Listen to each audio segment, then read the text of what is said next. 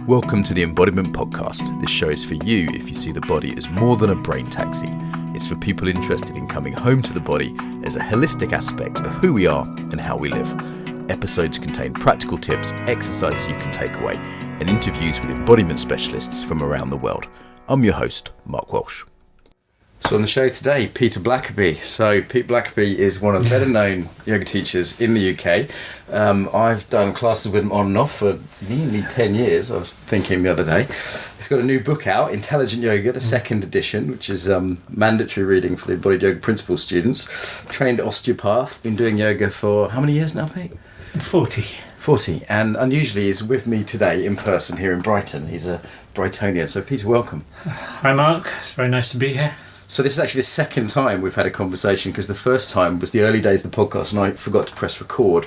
So that was good, yeah. That was very embarrassing. So I'm extremely happy that you've agreed to come back. Have you pressed the button? I have pressed it, and I'm looking on the screen. I've double tested it already. So that blue stuff happening means that the voice is being recorded. Okay, cool.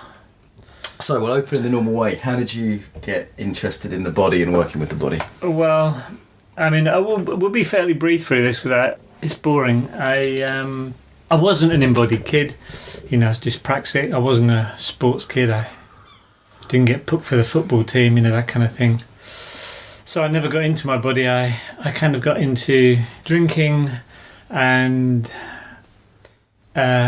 dissociating because I wasn't very embodied. Then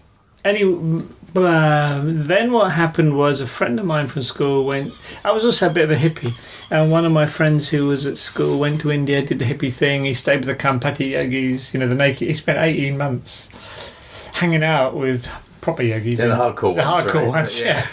Covering themselves in ash and put one arm up for 10 years. All that kind of stuff, and sit around naked. And he told me stories.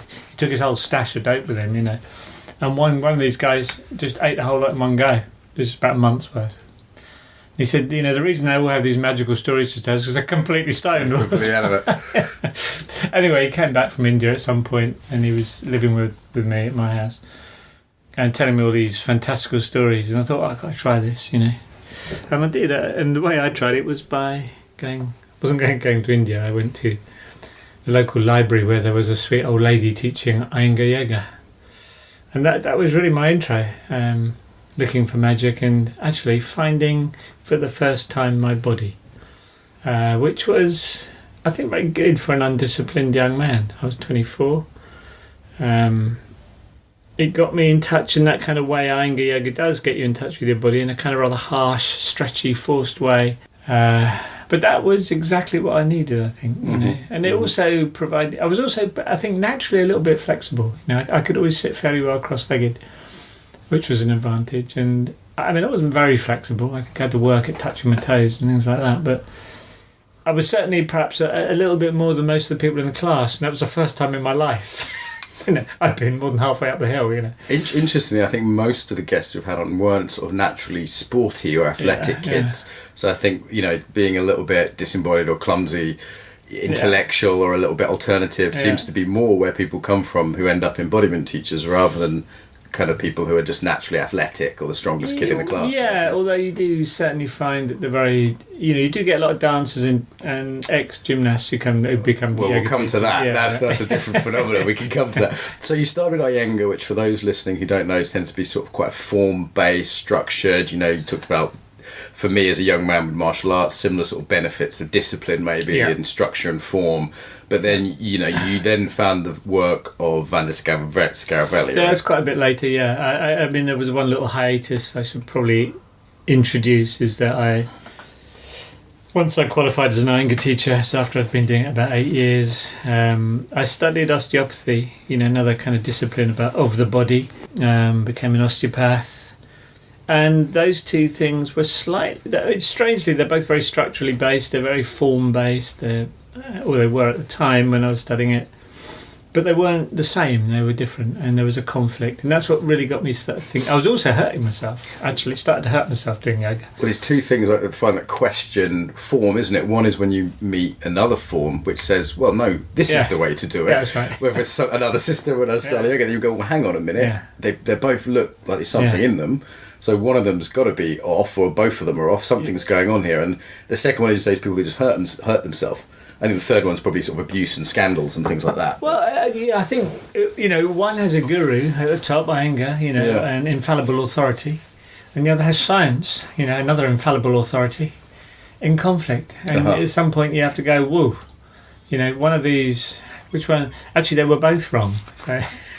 Interesting. So now I know you identify as a humanist now, right? That's so you talk about humanist yoga and a humanist approach to yoga. I do, and I think I was going to bottle out there and go, no, it's a very loose title, and it is loose. I mean, humanism in itself is a very loose. There isn't a humanist manifesto, isn't it? You're not signing up to any. The only things that most humanists would, I think, probably agree in, most of them don't, well, I think probably all of them don't believe in God.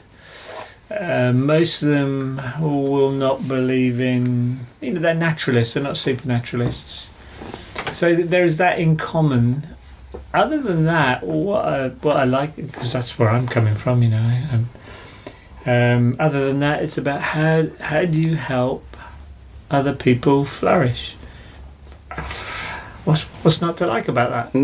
It's it's fairly straightforward to sign up to, isn't it? And who cares how you do it? If you lots of different views on that, and there's lots of healthy debates going on in humanist sort of organisations. I'm a very I think I've been to about 2 humanist meetings in my life, and they were deadly boring. Right. So I try and avoid humanists like the plague, but I still enjoy the notion of belonging to a loose organisation. I get their monthly or quarterly booklet, a book, what was it called? A magazine, yeah. And that's really boring usually too, with 1 or 2 quite interesting articles. So yeah, I belong to a very boring group.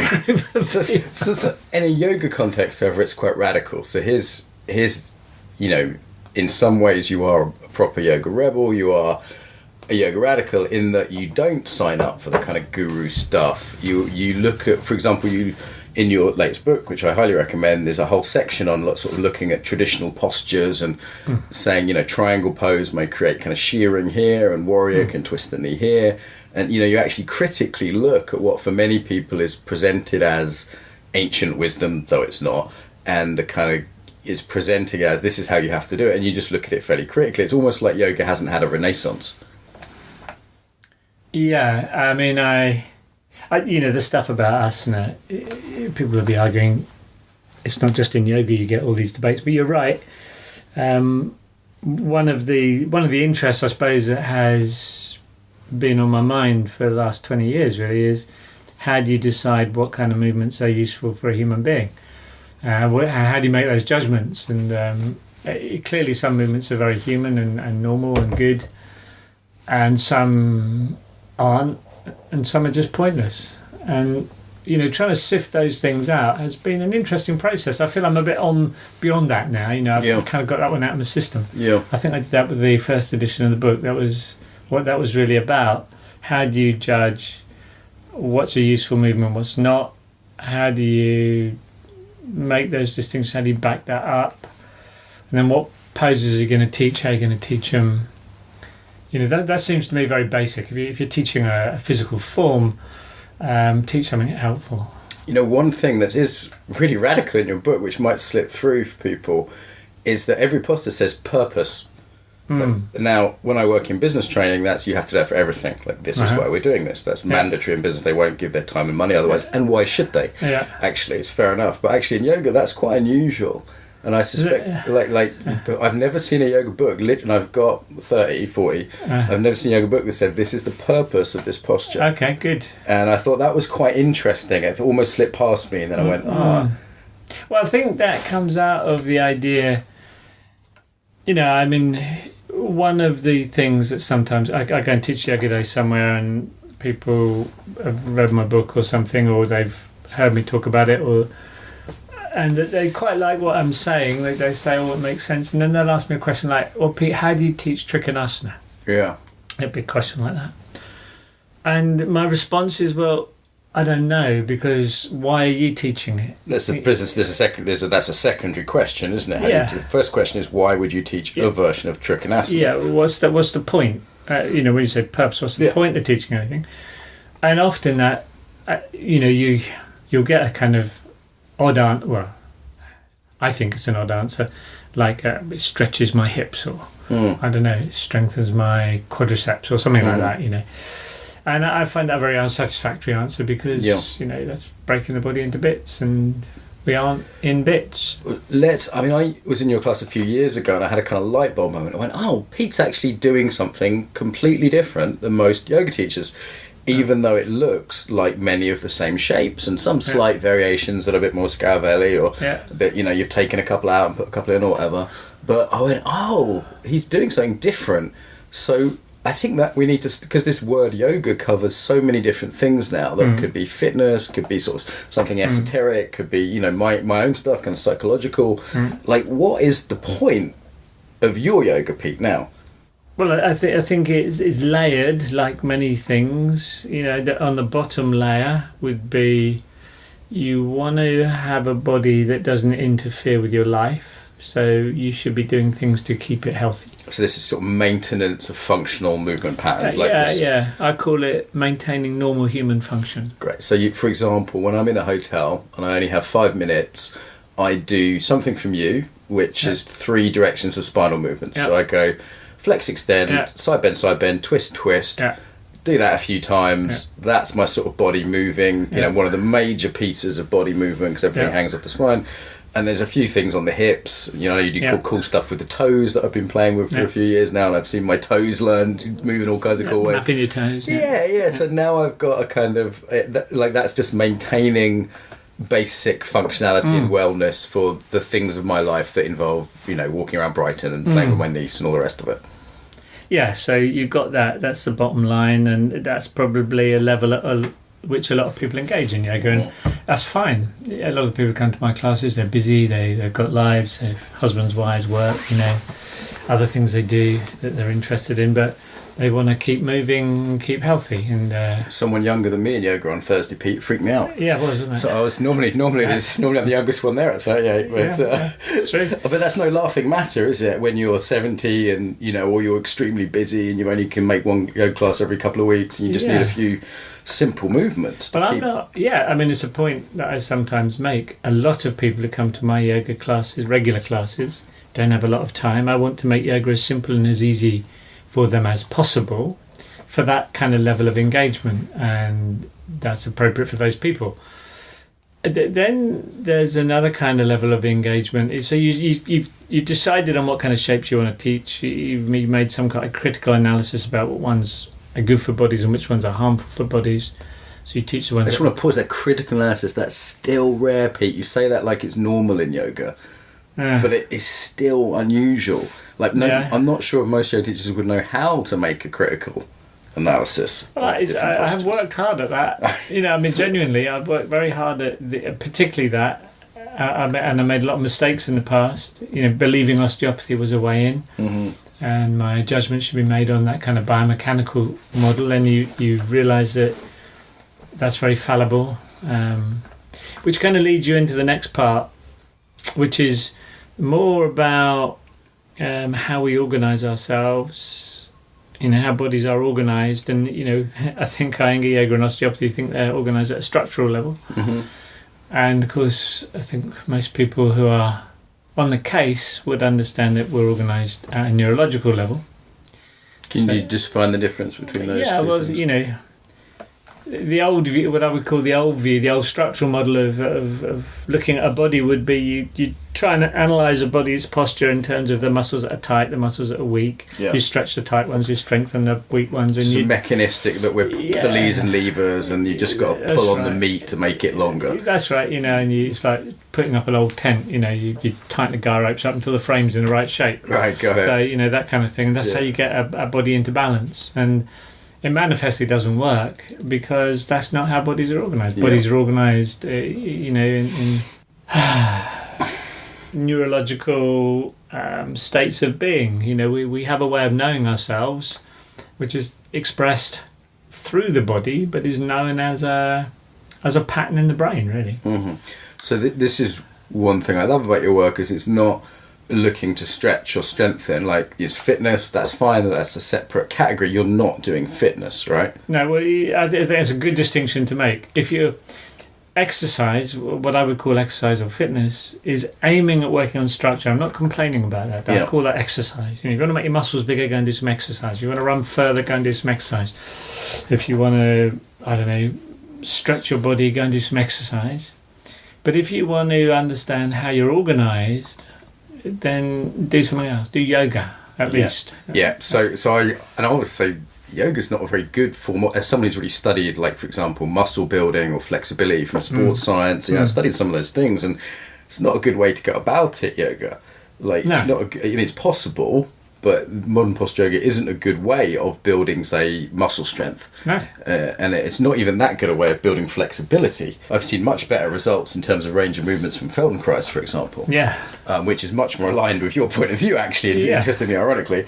So this neurological perspective is that you're learning usage, you're mapping your body differently, and also you're taking out this parasitic movement, right? The extraneous movements that come along for the ride. Yeah, you arguably, one way of looking at why some people move well and why some people don't, one reason would be if people don't move much, their repertoire of movements is diminished, their choice of movements are diminished, and their movements then become less than optimal, right? Most people can't move their toes, not because they haven't got the equipment, because they don't move their toes. Well, you can extrapolate that to shoulders, pelvises, rib cages. If you sit on a desk all day and never run, never move, never garden, never walk the dog. The toe example is a good one, isn't it? Because people that can't use their hands, like the My Left Foot guy from that movie, their toes show phenomenal movement. Or if you see people that spend all day barefoot, or different tribal people or gymnasts or whatever. Yeah. And so it's not that we can't do that. We have the exact same musculature. It's not even that we're not strong enough, though that may be a secondary factor. It's that we haven't been able to map it. And, I can now do things with my feet that I couldn't a few years ago before I sort of studied with this. Literally I just do it when I have quite big shoes, and when I'm standing in a line, I start wiggling my toes left and right and flexing one, not the other, all the little games you play. Yeah. And I think, wow, that's just the foot, but that applies to the whole system. Body, that's just one example, right? Yeah. So what you understand then is that movement is not about how strong or flexible you are. It's about how well mapped you are, how well organised you are for movement, and that requires practice. As you say, you didn't learn to move your toes in one go. In half a class, you have to keep on bashing away. And as any athlete, any musician, any skilled person will tell you, most of it is practice, repeating something, and it's not complicated stuff. Even top musicians spend hours doing scales. And your classes are pretty simple, both because of the sort of physical ability of people there, but also I guess that's there's simple movement patterns that work. Like, you have people lie on their back and push down through their feet. It wouldn't make any difference if I had the most agile people on the planet. I'd still do the same thing. Yeah, and I have to say, like, going to your classes, it's like by the time you've been to 3 or 4 classes, people have seen most of the things that I think you would do in a year of classes. Yeah. Which I rather like, because it means there's things I can then take away and use when I'm travelling and things like that. The other joke I usually have with people when I'm recommending you is I say Peter does the least for his money of any yoga teacher. Yeah. And what I mean by that is that when you move, you have very little extraneous movement. Yeah. It's like when you move an arm, the arm is moving and everything else isn't tightening. So could you say something about that? The way in which... You'll be a little bit careful when you say that, in the sense that I don't want to give the wrong impression. Because you nearly said, I think, you move your arm and nothing else moves. That would not be sure. That wouldn't be something that's necessary moves, and what isn't necessary doesn't move, right? What you want to do is have the most efficient movement possible. And just to backtrack a little bit, we were talking about why people don't move. Well, one reason is because they haven't moved much and their mapping is poor. And then we try and improve the mapping, and the other reason is because of unacknowledged tension that they hold, because people do hold unacknowledged tension. We all do, in various different parts of the body, because of life and conditioning of one form or another. So the other thing, apart from putting people through movements, that you have to try and do is help people become aware of the the tensions that are present in their body that they can't spot. And, because that's going to stop movement working well as well. If people are stiff, if they're tense, if they're holding, it's a big way of interfering with easy free movement. So there are two kind of strands of attack, if you like, that's not a good word. There are two lines of thought when you're engaging with somebody else's humanity, and that is to try and help them notice what it is blocking their movement, and also the other thing is to help them broaden their repertoire of movements. Those two things are very important. Okay. Yeah, so to back to this question of like, what is yoga, or what's the point of yoga as you see it? Were you complete there? Is there more pieces there? No, it's just a bit of it, isn't it? So like, what else could you add to that? So there's sort of keeping basic functionality, there's increasing one's kind of accurate perception of movement, which includes taking out some of the extraneous movement, like when you have people put their feet on the floor lying on their back, and you have one leg long, one knee up in the air like a half bridge, and they push down through the foot, and then for a lot of people the other hip goes up as well, whereas it doesn't need to, right? It's sort of showing that kind of it's kind of a gait pattern type thing. So you're teaching people that through these kind of simple, we're doing just forward bends and back, simple little back bends the other day, and noticing what can be taken out. Anything you'd add to that in terms of the purpose?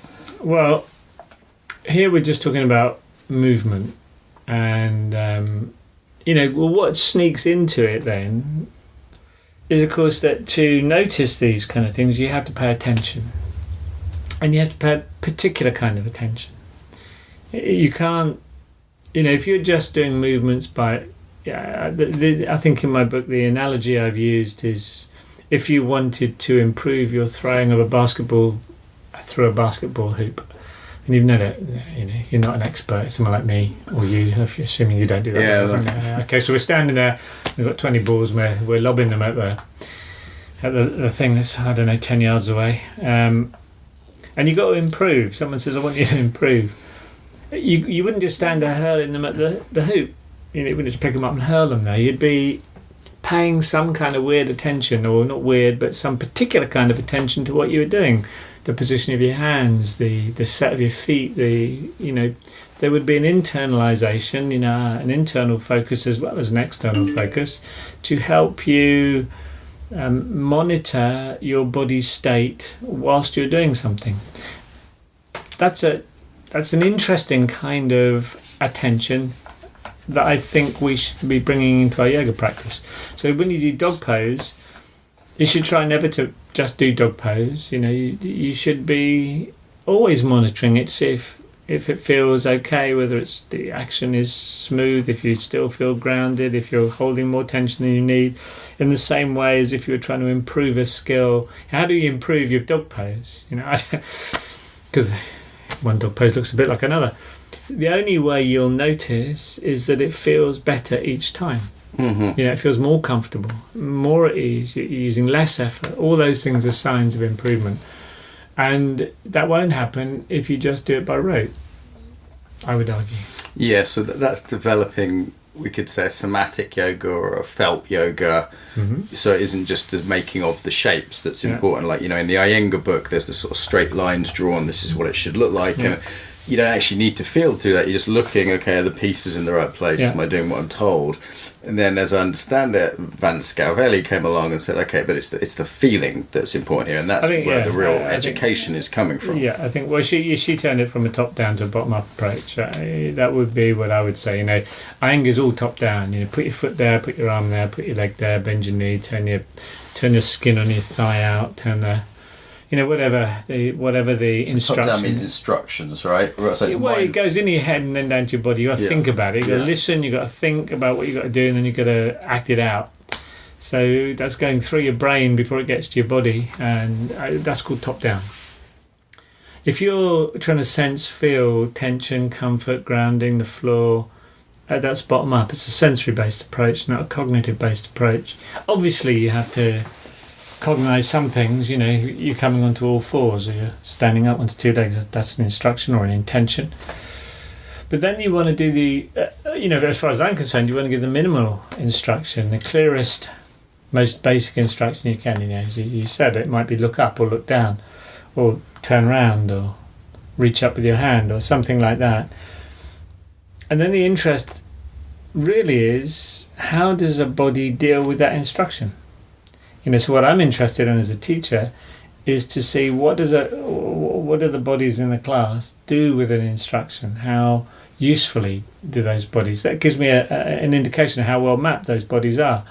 So you're watching. Okay, I gave an instruction that said turn around, but not only did some people turn, they also side bent. Yeah, so they didn't have a clear distinction between those things. Yeah. So it gives you a clue about then what needs clarifying. So then you might develop the class in a way that might help clarify those confusions in the mapping.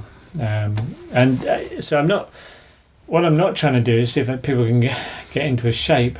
It's very tedious, but I am interested to see how a human being hears and interprets an instruction and plays it out in their own bodies. Part of what I think yoga is to help them clarify those distinctions. So they have to start the process of introspecting to do that. It's not trying to watch and listen harder as someone else get the instruction right. Is to listen deeper into your body and think, well, what am I doing? What am I feeling? How did I turn my head when I thought I was side bending? That can't be clarified by somebody shouting at you louder. It can only be clarified by deepening your perception of what you're doing, trying to fathom the mystery of realizing you're doing something you didn't know you were doing. Yes, on a most basic level, that's increased self-awareness of, I'm just not moving how I thought it was, or I'm tensing. Right. I had no idea I was tensing my jaw when I was doing downwards dog. Or stop breathing. I had no idea my forehead was wrinkly when I did the plank. And that's clearly not functional as a movement. No. So, that's interesting. Yeah, it's just, and sometimes it's just that. It's interesting. It doesn't really matter if you frown when you're doing plank, but it's interesting to know you didn't notice it. And, there are much bigger confusions in the body when people will move in a very different way to what they think they're doing. So their body image and body schema are not, there's a lined up. There's dissonance between the two. And of course, I don't even think I'm particularly worried about that. For most people in a modern life, it's not going to make a lot of difference. It's not a life or death situation. But what I think I am interested in is to help clarify those things for that person, is that they have to learn to pay a different kind of attention, a kind of attention they haven't been used to paying, in life. Because that's in the West, we don't have to pay that kind of attention. It's all external. Yeah. So it isn't necessary to develop that muscle for kind of interoception, proprioception, that kind of like looking at okay, what am I doing, body? How am I using myself right now? How am I feeling? Even just how are you feeling? And when I train business groups, they don't often have an answer to that question. When I say, how are you? They say, fine. I say, no, genuinely, can you give me an answer? And it's not that they won't, it's that they can't. Well, that would be the next thing that I'm interested in. So, it takes time for people to even notice they're in pain sometimes. So you start with simple stuff like getting people to do things and then realizing they can't, and that something's hurt, and that, I didn't realize they hurt, and that they actually, you try to give them the means by which they can make adjustments to get themselves out of difficulty, out of pain. Then you realize they're not doing what they think they're doing. You try and help them with the kind of attention they need to pay to themselves in order to clarify those aspects of themselves. And then, that bleeds into another conversation about general discomforts in life. And I think this is probably where I'm at the moment. And this comes, I have a debt to the neurobiologist Antonio Damasio here, who has written 2 or 3, I think, really groundbreaking books. The feeling of what happens when self comes to mind, and his latest book, The Strange Order of Things. Descartes' Error, I've got on the shelf. Yeah, Descartes' Error is his first one, but obviously Descartes' Error is about the mind-body split, the mistake that Descartes made of thinking they were separate. But his whole argument is that bodies build consciousness, but they build emotions first. And in fact, consciousness is predicated on emotions, and emotions are predicated on body states. So there's a kind of hierarchy there. And if we get out of touch with our body states, we kind of get out of touch with our emotions too. And this is a very, of course, somaticists love him because I was going to say, careful, but you sound like an embodiment teacher there, mate. Be careful. It's embodiment teachers maybe just following a preordained line that anyone with inquiry will arrive at. Yeah. I mean, that's when you. I think people will get to that same place from any body discipline. After a while, they'll start going, actually, I'm becoming more tuned in to how I am, not just the fact that my foot is to the left or my knee is to the right, or I'm moving differently, which is interesting. Like, am I mapping my movement accurately? But that's that increasingly tuned in to oneself. Well, I mean, the point Damasio makes, if I understood him correctly anyway, is that all these sensory signals that he describes as feelings, he calls the body states emotions, but he calls the feelings that arise that we notice from our body states the feelings. So he divides emotions into two things: emotions and feelings. And he argues that the feelings that arise are extended homeostatic mechanisms. So they're the mechanisms that enable us to keep our lives on track. Not to wander too far off a healthy gradient or healthy environment. And of course, we all know about internal homeostasis, hunger and thirst, and all those kind of internal signals we get that alert us to the fact things aren't quite right on the inside. Breathing harder or not so hard, or whatever it is, the signals that we get.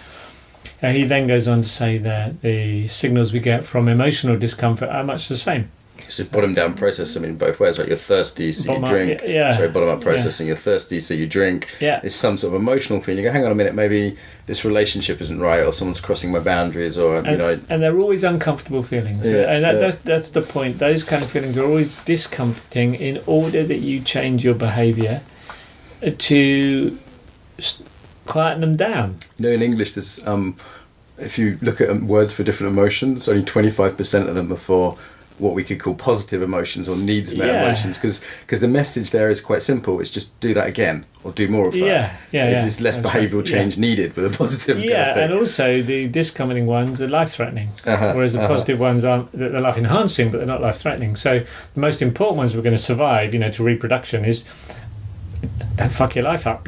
So you need a lot of signalling from babyhood to adulthood to stop yourself doing things that are going to harm you.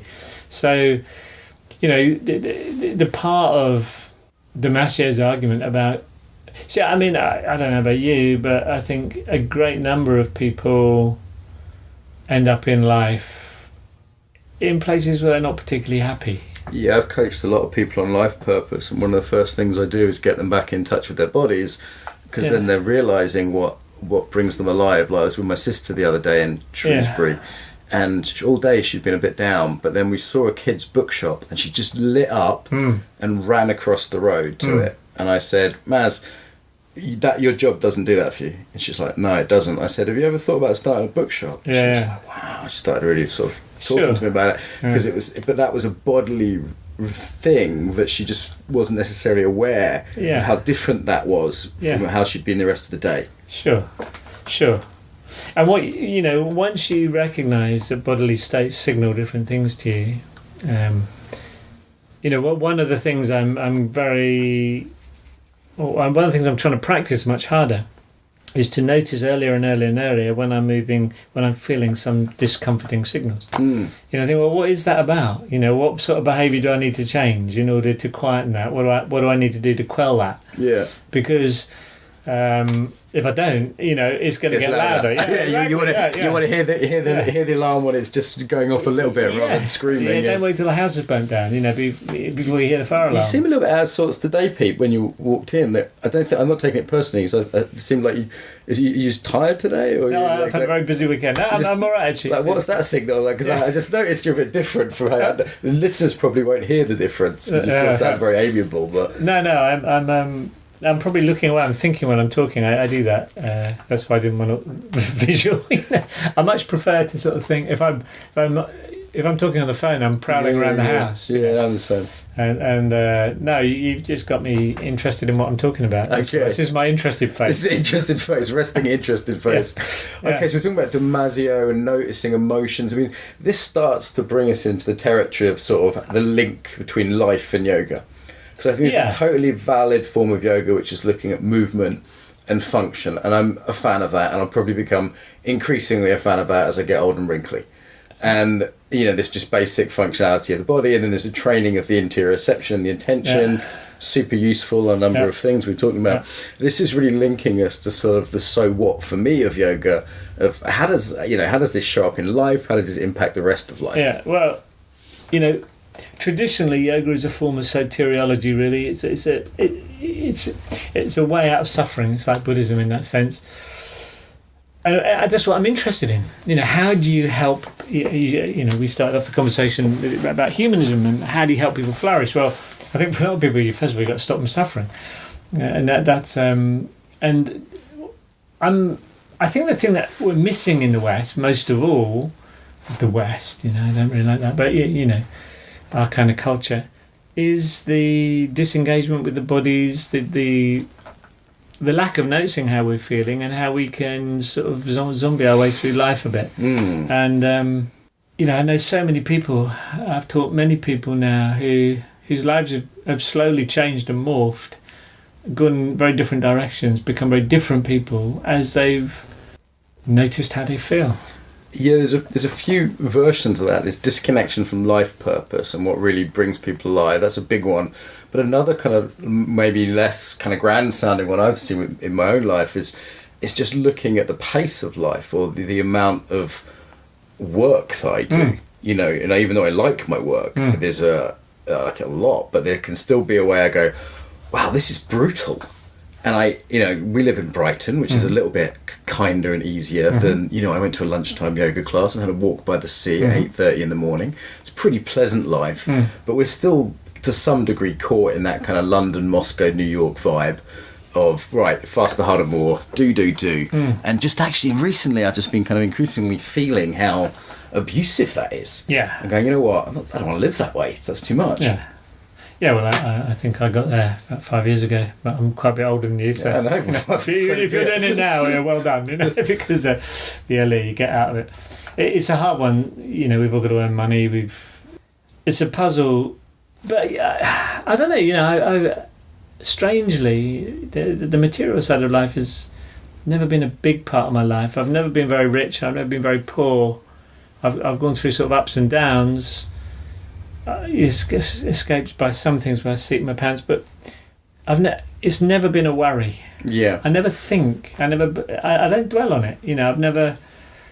I don't like. The universe will give you what you want. I'm not one of those people, but it kind of just does seem to turn up if you don't worry about it too much. And the people I know who worry about it, I've got a good friend who worries about money all the time, and he's very wealthy.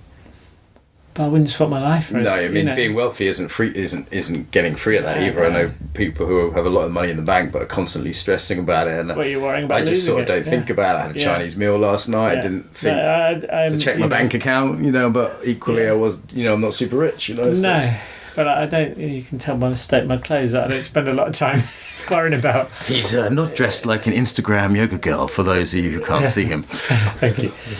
Pointing that out, it's true. No, and you should see my car. I am just honest. It's not a hippie, non-materialist thing. I've never been very interested in that kind of stuff. I've always been more interested in people and how people tick, and that's why I've enjoyed yoga. I think So how do you see yoga most helping people then? Is that physical level? Well, it is a process. I mean, I just got to, in my own process, was it started very physical. Yeah. Getting into my body was a start. Yeah.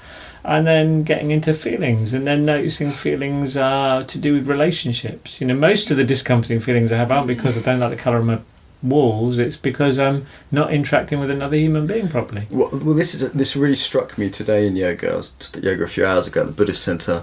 Good class, been going for years, and the lack of sort of social interaction. Yeah. And I'm not saying we should all necessarily chat through a yoga class, but there was no eye contact. And I suddenly realised that like that social engagement system is so important for, everything from soothing trauma to just being happy. Daily, that's a big part of if you go to your Thursday morning class, for example, it's quite chatty, it's quite social, lots of senior teachers there in this nice communal space. Yeah. Like, it just strikes me that's something that's often a bit missing from yoga, is that the social engagement system as a way of counteracting fight-flight. I would like to, think that's something I've tried to pay attention to. I try really hard to learn the names of my students and call them by their names, and because it's pleasing, isn't it? It's pleasing if you go to a class and the teacher remembers your name. Yeah. And you've only been there twice, and in that pleasingness, you formed a relationship. They smile a bit. I'm pleased that I've remembered a name, and and if I can't remember it, I'll try and joke with the person about it because I want to remember it. And I'm serious about that. I want to know. I don't want to know everybody's details about their lives, but I do want to care for the people who come to my class, and I want them to feel part of that community of people in the class. So I like it when they chat, and I'm not one of these people who bang a gong when people come in and everyone has to be quiet, because I think as you just said, you come in, you've got all your life. It doesn't just stop like that. Yeah. You've got to, if it's something like me, I've got to talk it out a bit. I see someone and say, oh dear, and then you can relax. You've kind of expiated all that stuff, and you can lie down, and then it's nice. Yeah, I quite like the Buddhist centre, because often I meet my mate Damasio on the way in, and it's, how's it going? I see you've been up a mountain, and I saw you on Facebook. Have you found your wedding ring yet? I'm like, no. We'll have a little chat, and then by the time I get to lying down on the yoga mat 5-10 minutes later, I'm already letting go of a layer. Yeah, that's right. And I think I really love it. On my Thursday morning class, there's a whole bunch of them, so 6 or 7 the people in the class, they go back to one of the women's houses, and she makes them all tea and coffee and bakes them cakes, and they spend the next hour there, and sometimes I join them, not as much as I'd like to, but I love that community, and people who didn't know each other, they walk out of the class together talking and sharing stories. I like enough space in my class for conversations to come up, and I don't mind if they're a bit personal. I don't mind if someone says, oh, this has happened or that has happened, and the whole class can listen a bit if that person's comfortable with that. You have quite small classes as well, like 12, 15 people. I consider myself very lucky. I live in a town like Brighton where I can go and do a class with you or Gary Carter, and there's a dozen people there. Yeah. I've been doing classes in London quite a bit recently, and there might be 30 or 40 I was in a class. I was teaching in Northampton a couple of weeks ago. 50 people in the class. It's like, it's going to be a lecture, really. And difficult to make that contact and learn everyone's names, and possible, but trickier. And of course, workshops are different to classes. Now, classes are intimate processes, and if you've been teaching people for 20 years, or which some people I have, you have got a relationship with them, and that's they know a bit about you, and you know a bit about them, and that whole guru status has vanished because they know you too well. Sure, you've seen me through different times, right? Do you know what I mean? Yeah, they know if I come in and I'm pissed off, and they'll sympathise. They don't expect me to be white and clean and shiny all the time. There's less projection on that. Yeah. And one thing I would say though, Pete, you've gone from a sort of locally admired flavour of cheese, locally respected, to you've been getting a bit famous the last year or two. Yeah. I wonder if. And now you've just been doing what you always do, so I wonder if the yoga world is going for a kind of quiet revolution. Like, you've been on our friend Jay Brown's, kind of his stuff. You were teaching with Amy Matthews out in the States, and a few people there. It seems like now there's a little bit more listening for this kind of sensory-based approach to yoga. The kind of, some of these guys say, the slow is the new advance, and this kind of thing. It seems like maybe your time is coming, in a way, that the yoga world is starting to have ears, at least in sections, for what you do.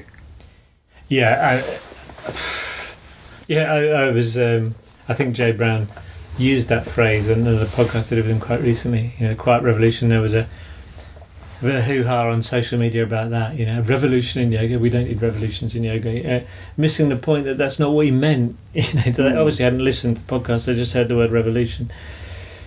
And what I was actually talking about then was all the people who quietly get on with yoga who don't have Facebook accounts and don't have Instagram accounts, and there are bloody millions of them. Yeah, I went to the British Wheel of Yoga conference in, was it Bangor? I think it was Bangor. Was it Bangor? And no, Warwick, a couple of years ago. And it's just loads of teachers who had no idea about the celebrity, they didn't know who Keane McGregor was or any of these people. No. They were just quietly getting on with their thing in church halls around the country, doing, many of them are Iyengar-based yoga. Yeah. So I think that's one way we could talk about a sort of quiet revolution, the sort of people that aren't shouting, which isn't me.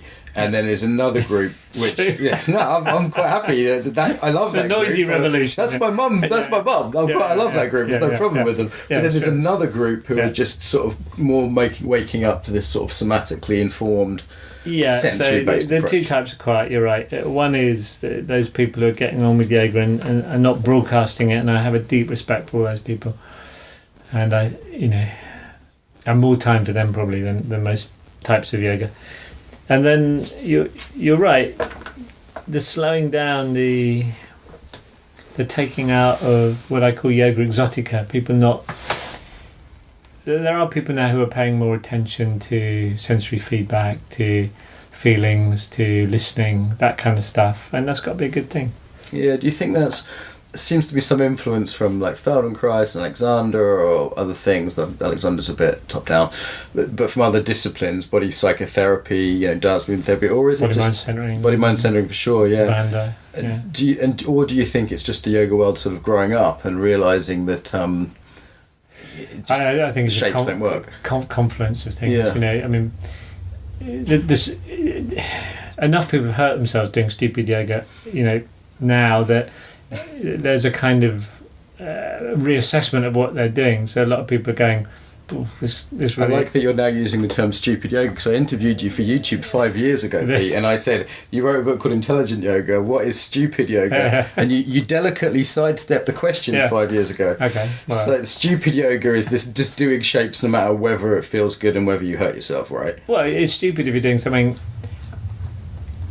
the supposedly for your health benefit that is hurting you. I would call that stupid. I'd like that. I like that. There's a stand there to say, look, we're not talking about a particular style, to be clear now, right? We're not saying this style or that style, this teacher or that teacher, but if it's hurting you, if it's damaging you, and you think it should be doing you good, because that makes no sense. I mean, people can hurt themselves playing football, cricket, rugby, that's not a problem. I don't mind people hurting themselves in the pursuit of something they're enjoying. By accident, though, not or just out of the enthusiasm of doing what they're doing. And and there are clearly some people who do yoga for the fun of it. It is for them a gymnastic thing, expressive, joyful gymnastics practice, and that's okay. Right. Yeah, I would.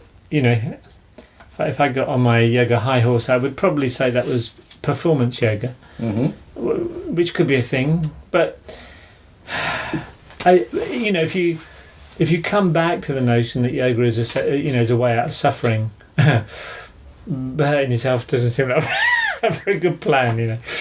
Well, sometimes there's a sort of spiritual excuse. Remsky talks about this, doesn't he? That it's like the pain or the injury even is a way of sort of this kind of quite masochistic. Yeah, that means you're spiritually growing if you're in catharsis, if you're in pain. Yeah. Yes, the tapas, the burning away of the impurities of the yogi, this kind of thing. Yeah. Good for them. just to lead me to another room. Yeah. No, I think that's a psychological flaw, probably.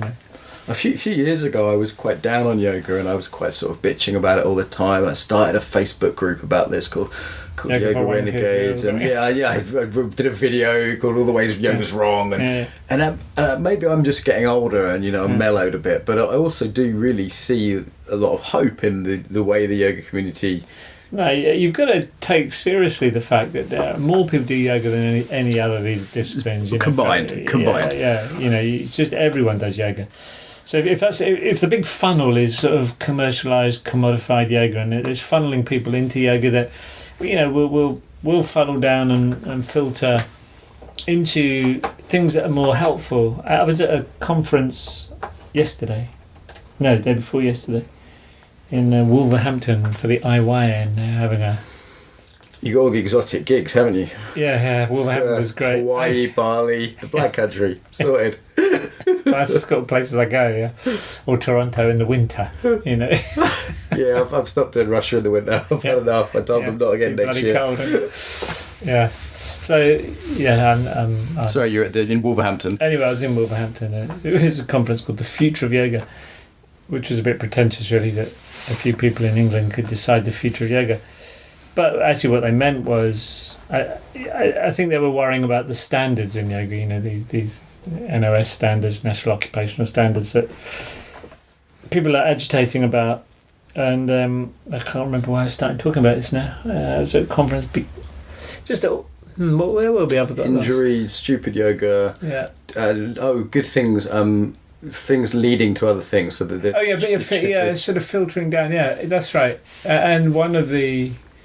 You know, there was a lot of criticism of goat yoga and beer yoga, and I can't say that it lights or floats my boat, that kind of thing. But I can't be too down on it. You know, I think what I said on the conference is a bit like my 17-year-old son who is studying A levels and has that kind of youthful confidence in his own knowledge. He doesn't know quite yet how little he knows, and A-level maths doesn't. You know, they could go to university and they'll tell him that's all wrong. And it's lovely to see. You know, the kind of enthusiasm for learning and the way he wants to tell me about things and explain to me about stuff he's learned. You know, and that kind of fire of enthusiasm, I don't think you just snuff out. And I kind of see a lot of the kind of frothy yoga a bit like that. Just let them roll with it. Yeah, they're having fun. Yeah, having fun, and for most of them, I don't know. I can't even say that. I was going to say for most of them, it might not go very deep. But 20 years down the line, 35 years ago, that would have been me. Yeah, you started with Iyengar, and I have this distinction between, is it a gateway or is it a travesty? So, on the one hand, I see a lot of things that are these days. I've shifted more towards seeing things like a gateway drug, or as a kind of way in a positive way. Yeah. What do you mean by travesty? So, for me, a travesty would be something which actually goes in the opposite direction. So, something going minimally in a direction I would regard as yoga or positive or whatever you want to call it, and there's another conversation about who gets to define that. Yeah. I go, okay, well, it's going minimally in that direction, but at least it's going roughly in the same way. I agree. But there's other things that go, okay, that looks like it's going the opposite direction. Yeah. And the most dangerous ones, I think, are the ones which have a veneer, or there's a dishonesty to it. So I'm far more comfortable with someone saying, look, I just do Ashtanga yoga every day because I want to get physically fit because it keeps me in shape. I'm far more comfortable with that than someone doing a practice that has a sort of spiritual veneer to it, which I think is actually going to keep them out of depth. Does that make sense as a distinction? Yeah, I mean the ones that worry me are the ones that have big promises at the end. It'll do this or do that. It's a dishonesty in that, right? Or just a disillusionment? What's the concern there? It's difficult to say dishonesty because quite often that teacher believes what they're teaching. I mean, it would be a real travesty if the teacher knew they were misleading people. That would be dishonesty. I think deluded might be... there's an interesting book by Anthony Storr called Feet of Clay. I don't know if you've ever read it. He's a psychologist, psychoanalyst. And he studied a lot of charismatic gurus, people like David Koresh and Jim Jones. He's also he picked Bhagwan Rajneesh. He looks at Freud and Jung. All these people he calls delusional because whether they were terrible people like Koresh and Jones, or just slightly misguided like Freud, or actually quite positive like Jung. They had or Steiner, Rudolf Steiner's another one he uses. Steiner clearly bonkers in some areas of his. Yeah, some of his writings are really. Some of his cosmology is way out of orbit, But if you take your kid to a Steiner school, they learn great stuff. Yep. But what the point Storr was making is that delusional, charismatic gurus have an idea that is theirs that doesn't brook any criticism. Yes. So it can't, and if I think all those kind of things are dodgy. Okay, so it's the lack of that. We're kind of circling back around really to kind of humanism, or kind of the renaissance that I see that's needed in yoga, is that to be able to question things, to be able to, like Galileo pointing the telescope up at the sky and saying, hey, look, the Earth goes around the sun, not the other way around. Look through this bloody telescope, will you? Instead of just putting him in prison, cutting his head off, locking up his telescope. You know, it seems to me like that's the thing, that it's not just one person's dictate whether they be benign or completely evil. And you know, that's a good point, because perhaps the first teacher that set me on the track I'm on now after Iyengar was Mary Stewart. And although she was still very Iyengar-y in her teaching, and she clearly was, there was a huge difference in her attitude, because she was the first teacher that really tried to answer my questions. You know, if I asked a question, you know, in Iyengar classes, you didn't ask questions, you just did what you were told. Yeah, it's like most martial arts classes. Like, in case people think we're picking on their puppy, a lot of times people think I'm kicking the puppy of yoga. Martial arts, exactly the same. You get punished physically for asking questions. It's an absolute no-no. Just get on with the practice and do what you're told. Yeah, you get thrown around harder if you do that. You know, and I there's bullying and punishment for that. So it's really serious in martial arts. And I've seen a little bit of it in dance and other areas. And the first time I came across a teacher like Paul Linden, for example, in Aikido, who I said, well, does this work, or how does this work? And he'd say, well, let's test it. And he'd say, okay, he'd say, you're more balanced if you don't tuck your tail under. And we'd try it, you know, because a lot of Tai Chi, for example, they taught you to tuck your tail under. And he'd push you and say, okay, well, did you fall over more or less easily with the tail untucked? And I was like, that's radical. He's using a sort of scientific type method here, you know. He's testing it out. He's testing stuff. And that was radical. In the martial arts, there was MMA, which tested the traditional martial arts back in the 90s, and jiu-jitsu came along and other things, and there's disadvantages to those things, but it was a real wake-up call for martial arts. It's good to point out disadvantages too, and I'm very attentive to the possibility, you know, really what's happened with, if you talk about post-lineage yoga, if we borrow Theo's Wycroft's sort of idea that we are in a period of post-lineage yoga, I would have to include myself in that, I think, because I haven't got a guru, you know, I'm not in a lineage. You can roughly trace one back through Vanda, but I don't, you know, I'm not looking back to them for wisdom.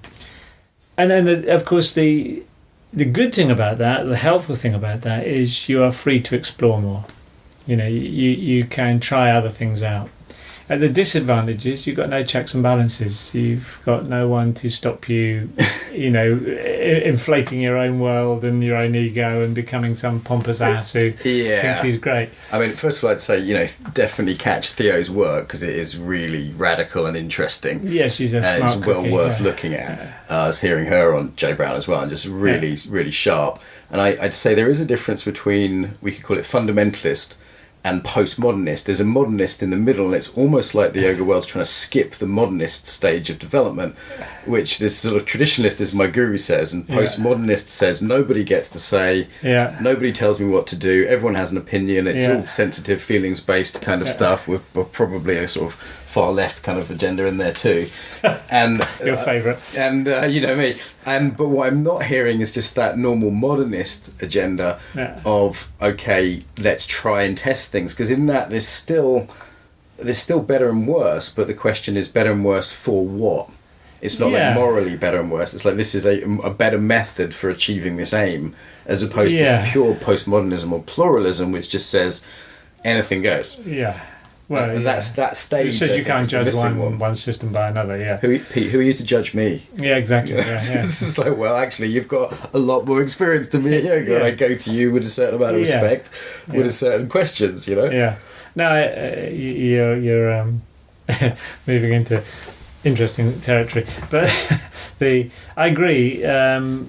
You know, there is a difficulty in experimenting, trying things out, and self-delusion.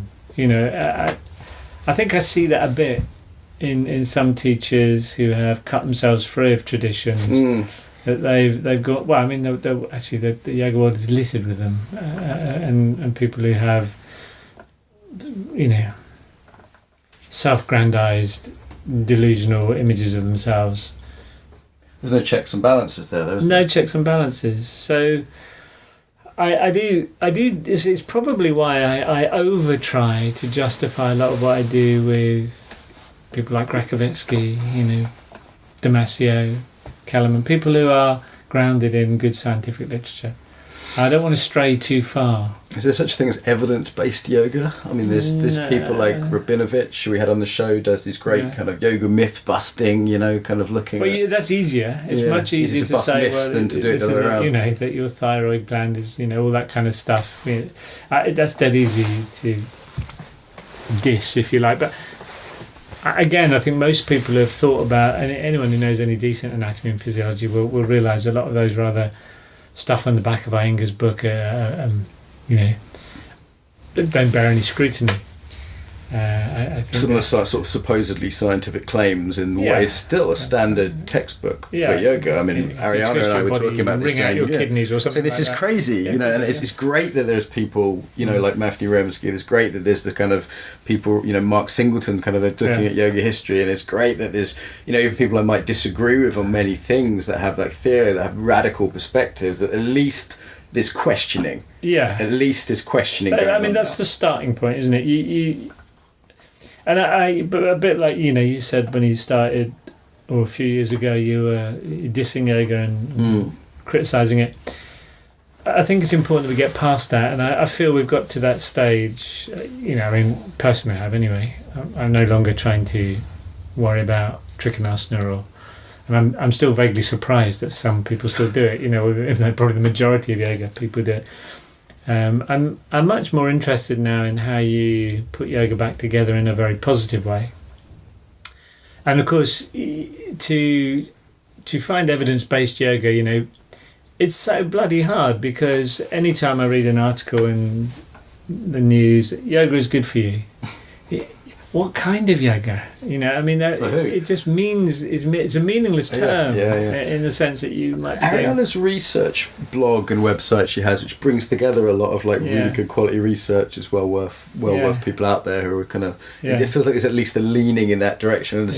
As you say, I've shifted, and I think a lot of other people have too, from just deconstructing and attacking to, okay, you know what, I want to make my contribution or my community's contribution, and there's niches, right? Like I feel like as yoga becomes, in marketing terms, like increasingly differentiated, the opportunity there is that we can say, okay, this is Pete's yoga, and this is what it's for. And this is embodied yoga principles, and that's what that's for. And this is Jay Brown's slow yoga, or whatever he calls it. And this is what this is for. And then we can be really honest about what we're doing and what we're doing it for. And there's different niches there, and that's cool. Yeah, I think that's true. And included in that would be, more traditional. Yeah, I know people who love the lineage yoga. I mean, at the IYN conference I was at, there were 2 or 3 speakers there. Swamis talking about Patanjali and the Gita and their teachers and the stories of yoga, which are, some people are entranced by, and they feed those people. So I would include them as a group of people, For sure. who are doing honest, hard-working yoga. Well, where I kind of try and stake my claim, if you like, and where I would differentiate myself and try to differentiate myself, not in a hostile way, not in a way that I don't value what they're doing, is that I teach yoga in the West to Westerners, and I need to tell stories that they can hear, for those people who aren't so interested in ancient myths and stories of another land and another culture, which many people are, but many people aren't. You need a new set of stories. We're only just, I think, developing a truly Western yoga. It seemed like the first Western yoga was the worst things of the West, like this sort of consumerism and the sort of heart stripped out of it. But now I think we're developing a genuine yoga of the West, and I feel like you're one of the people on the forefront of that. Well, it would be kind of you to say that, and it would be nice to feel that's true, because I think I think I have said in other places that my honest intention is to stake some territory for people in the West who really enjoy the practice of yoga, benefit from it on more than physical levels, physical, emotional, psychological levels, because of the way it leads you to introspect and reflect on your life, and you make the world a better place through doing that. And I'm interested in that. And if people are excluded because we're talking about chakras and kundalini and mythical gods of Shivas and Shaktis, and that just doesn't speak to people over here. It's not inclusive of most people in the West, in the same way as if it was physically not being able to be done by women, it wouldn't be inclusive, or if it's physically not being able to done by anyone over the age of 40, as some yoga classes I go to clearly are not inclusive of anyone over a certain age, or not with a certain flexibility, just genetic predispositions you've pointed to before. Like, it needs to be inclusive, and part of that, to meet my values anyway, and part of that inclusiveness is that packaging and the cultural piece and the stories that come with it, right? Yeah, you need to tell us stories that speak to the culture you're in. That seems to me to make sense, not to try to import somebody else's culture into your teaching. I mean, I say that carefully, because we all enjoy stories from other cultures, but this is not just stories. This is a way of looking at life, and I think it's very hard to see the world through the lens of another culture. I'd almost say it's impossible. Like, for me, what I've seen is that it creates an exoticism which is attractive. I've seen this with Japanese Aikido as well, which is another example. You take on the accoutrements. Yeah, but simultaneously that keeps it at a distance from the actual life, from the daily reality of having lunch with my wife, or arguing with my boss, or whatever it is. Yeah. Like, there's a way in which that exoticism creates distance, which, as well as attraction, which isn't always helpful. I'm careful here. That, for me, and I imagine there are other people like me, it would be having to don a set of Hindu behaviours before I could practice, which would be in some way getting in the way. That would be a set of behaviours and clothing I'd have to wear to allow me to practice. I'd rather not have to do that. I would rather be able to just get on my mat, more directly. Some people would say, and I think I can understand that putting on all the, the incense, doing the chanting, oming, gets them in the mood for their practice. Yeah, this is a container transfer argument. Yeah. So it can, whatever creates the container creates problems with transfer. Yeah. And I love it when I put my Aikido kit on, or get my yoga mat out, because then it's okay, now I'm doing this thing, and I've got a little container, which means that I feel kind of safe enough, and the variables are controlled, and that's a bit separate from life, because life's sometimes challenging. I feel like if ever I put a suit on to go to a wedding or something, it's like I put a suit on and I'm going to a wedding. Well, behave now, not just wear today, I'm behaving like a man in a suit, and I'm contained by my suit in some way, and it, I'm not Pete Blackaby anymore. I'm Pete Blackaby in a suit. My policeman friend says the same thing. Yeah. He takes his uniform off. He's let go of being a policeman. Yeah, and I can see that could be helpful. Actually, if you're a policeman, it might be very helpful. I don't know. You might need to. Or if you're a surgeon, putting the gown on might be quite a good transference. Well, I'd say to people, do you need more container, or do you need more transfer? Yeah. So I think there's a time in practice where containers, extra containers, very helpful. Whether that be as you say, the chanting or the oming or the special place, and these days I find I don't need that so much. Like, for example, I just went to yoga at lunchtime today. I literally wear the same clothes. I just take my belt off and put it. You've seen me do that. I just put it on the side, put my wallet out, stick my wallet and my iPhone on the side, and I start practicing. And sometimes people looking at me like, "Where are your leggings?" And I mean, I'm just lazy and I don't want to change. But B, it's also about I'm wanting to integrate that practice. Just where I'm at now, that's what I'm more interested in. But if I'm really life's really hard and I'm really stressed, I might want more of a holiday. So I don't know, I think people can think about it in those ways. Yeah, I agree. And on the odd occasions when I've been to yoga places where they do have chanting and incense, I can appreciate it. It's just, it wouldn't be authentic if I did it. what do humanists chant? Like DNA? Like that's right, yeah. Elon, because lengthening the breath is still helpful, right? So, well, Pete, this has been fantastic. We need to wrap up. There's other things I wanted to ask you about, like developmental movement patterns and stuff around pain. You say some very interesting things about. Is there anything you want to say? We've got a few minutes. So is there anything you want to say before we wrap up? I think the thing I would say simply is that yoga is a process. You don't it starts somewhere pretty simple, ends up somewhere pretty simple, and can be quite messy on the way. I think the more I teach, the simpler my classes get, and the simpler it seems to me. And I think a lot of people find that very hard. It's almost, in the 9-10 years I've been to your class, it's almost like it's got less and less and less, but in a beautiful way, like a Zen kind of stripped down. It's got more and more to the essential. Well, I hope so, because that's what I've, so I think my publisher called my yoga the most stripped down yoga she knows.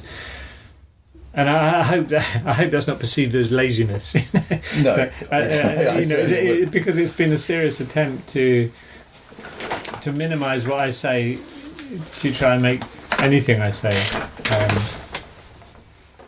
significant. Because if you talk too much, no one knows what to pick out of what you're saying. If you say 3 or 4 words, then I want all those 3 or 4 words to count. Yeah, I think you do well in Japan, Pete. There's this sort of Japanese martial arts ethic about what you do. That'd be quite funny given the cultural stuff we just talked about. But no, I've got a copy of Intelligent Yoga, listening to the Body's Innate Wisdom in front of me, and I'm not just saying this because you're my mate. Like, this is required reading for all my students that I'm doing body yoga with. It's beautifully put together to the point where I literally have nicked your photographer for my own book. Like, I hired her after having seen your pictures. It really is worth people having a look, and there's you've got references there from Brooke Thomas, Leslie Kaminoff, Amy Matthews, Jay Brown, William Broad, and there's all kinds of people. So I feel like I'm lucky to be having a piece of you before you're a global megastar. I look forward to seeing you at Instagram soon. Last thing, website. Where can people find you online? I'm very bad at social media. I have a couple of websites. The Intelligent Yoga one's probably the most interesting one because it's where you can buy my book, but it's also where I post any articles I think are useful. So www.intelligentyoga.co.uk. Got it. I will link that on the podcast. Pete, thank you very much for joining us today. If you enjoyed this episode, subscribe to get more. If you'd like to help us build the Embodied Tribe, leave a review on iTunes or share this on your social media. If you're interested in training globally, sign up to receive the newsletter at embodiedfacilitator.com. Until next time, welcome home to the body.